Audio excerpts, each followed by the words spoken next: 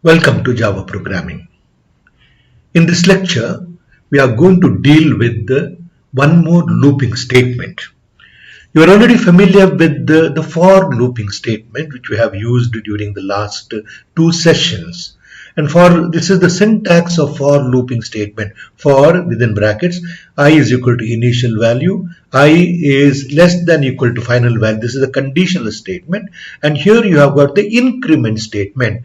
As long as this conditional statement is true, these statements are going to be executed. Now we come to what is called the while loop. So here this is the syntax of while loop. While within brackets we have got the relational expression. As long as that relational expression is true, this loop is going to execute as many times. The moment it becomes false or zero, it comes out of this looping statement.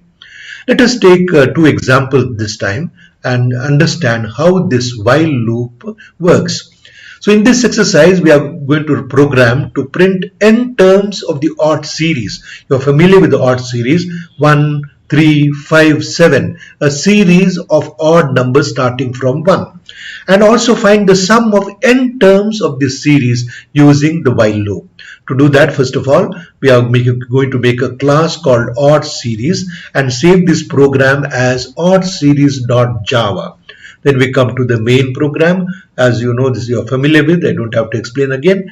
We use this new operator and make a SCNR object, a scanner object. This is the title of the program. Question is how many terms you would like to add. Find the sum of how many terms. So I get the value of n using next int from the scanner. Then I declare these variables int t term I and sum, the sum of n terms of the series. So I initialize t to 1 because the first term is 1. I say sum is equal to 0 because I have not added anything. Then I value is equal to 0, 1, that is the first term.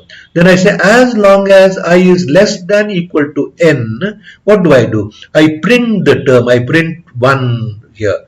Then I add that 1 to sum is equal to sum plus t. This is the algorithm I'm very sure you're already familiar with. You have done it in C programming of various series. Same thing we have come back. But this time it is using Java as a compiler.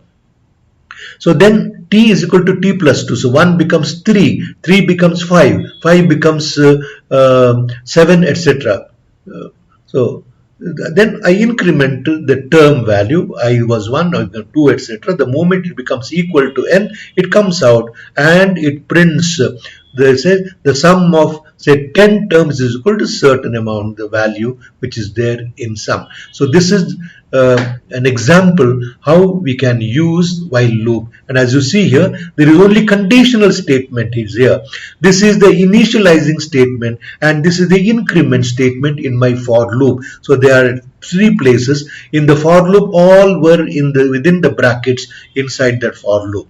So let us see, for example, so I have compiled this program. I'm using Java virtual machine to execute this program. How many terms? I'm saying entering 7. Then I entered, it has already formed 1, 3, 5, 7, 9, 11, 13. So, and then the sum of 7 terms is equal to 49. So this is the outcome of this program. Let us go to the next problem.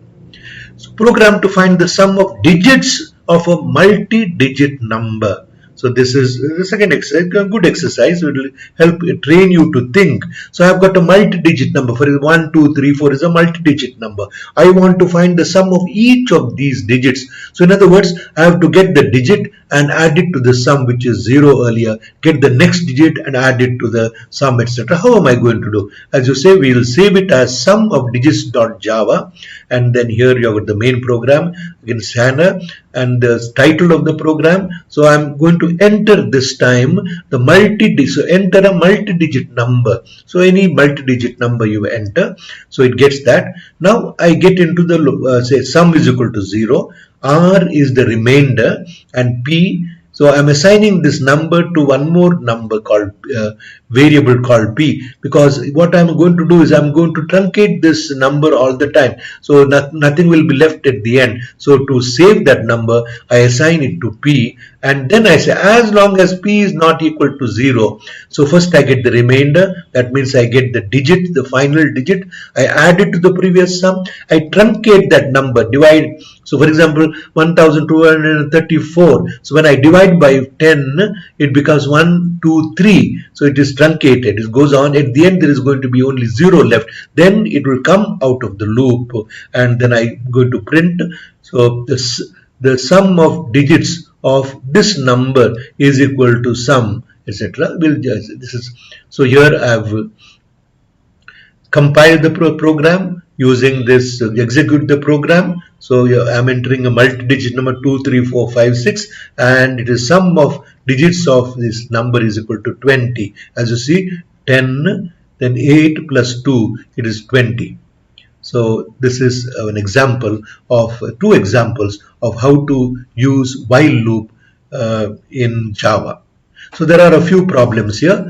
Again, write a program to return the maximum digits in a multi-digit number. So you know how to get the digits. Now the thing is, you have to assign the first digit to max, or assign earlier to 0 to max, and then go on asking, is this digit r is greater than max? If it is so, to assign to that. So write a program to find the sum of even digits. So you get the digit, find out whether it's even. If it is even, you add it to the sum. So that way. Then this is a very good example. Convert a decimal number into binary equivalent. So this is also, you try these programs. First you write the program, then execute the program, get stuck with the problem, and then learn. So similarly here, reverse a multi-digit number. These are good exercises, and it will really help you to understand algorithms and also program using Java compiler. Thank you.